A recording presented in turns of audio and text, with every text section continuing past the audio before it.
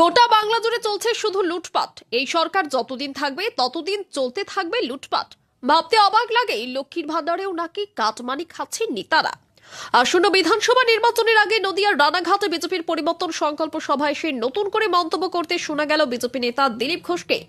মঙ্গলবার নদিয়ার রানাঘাট কুপারসের নোটিফাইড ময়দানে বিজেপির পরিবর্তন সংকল্প সভার আয়োজন করা হয়। এই সভা মঞ্চে দেখা গেল রাজ্য বিজেপির প্রথম সারির এক ঝাঁক নেতৃত্বকে আসন্ন বিধানসভা নির্বাচনকে সামনে রেখে দিতে থাকে ভাষণ। মূলত রাজ্য সরকারের ব্যর্থতা তুলে ধরাটাই একমাত্র লক্ষ্য বিজেপির এই সভায়।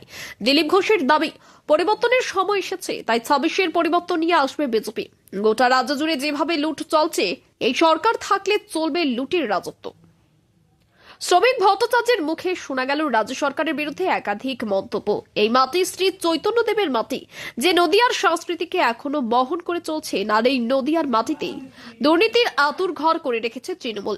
সময় এসেছে উৎখাত করার। তাই দিকে দিকে বিজেপির এই পরিবর্তন সংকল্প কর্মসূচি চলছে। যদিও গোটা রাজ্য জুড়ে এসআইআর প্রক্রিয়ার মধ্যে যেভাবে নাজেহাল হচ্ছে সাধারণ ভোটাররা, তার প্রভাব কতটা পড়বে তা শুধু বলবে সময়।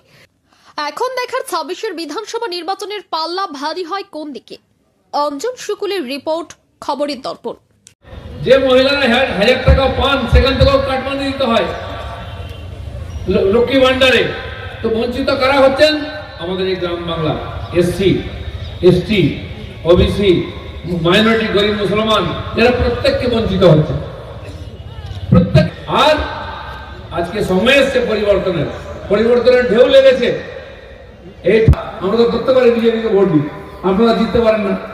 আমি যে হ্যাঁ এবার দিন জিতে যাবো। বলছে ভোটটা যায় কোথায়? ভোট যায় না কোথাও, ভোটটা বিজেপিতে যায়। তাই 2,40,00,000, 2,38,00,000 ভোট আমরা বারে বারে পেয়েছি। তারপরেও এই যে 50-60 লক্ষ ভোট বেশি, সেটা হচ্ছে ওই 1 কোটি ভুতুড়ে ভোটারের থেকে ভোটটা পড়ে যায়। তাই আমরা জিতেও হেরে যাই। এবারে কিন্তু তা হবে না। দরকার হলে কেন্দ্রীয় বাহিনী ভোটের রুমের মধ্যে থাকবে, বুথের ভিতরে থাকবে, ভুয়ো ভোটার ঢুকবে না।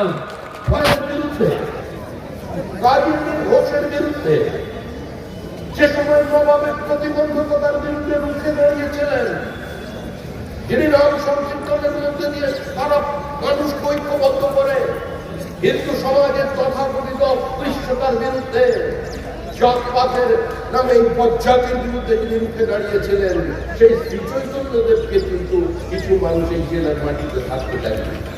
আজকে সেই পরিস্থিতি নতুন করে তৈরি হয়েছে।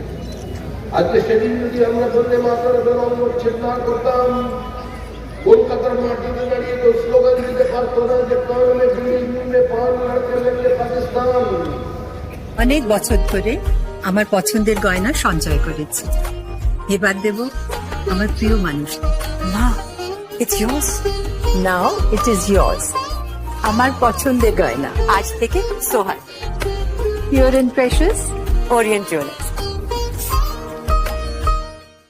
যদি এখনও আমাদের খবরের দর্পণ চ্যানেলটি সাবস্ক্রাইব না করে থাকেন, তাহলে এখনই সাবস্ক্রাইব করুন, সঙ্গে বেল বাটনটি ক্লিক করুন আর পেয়ে যান সব খবরের দ্রুত ভিডিও আপডেট।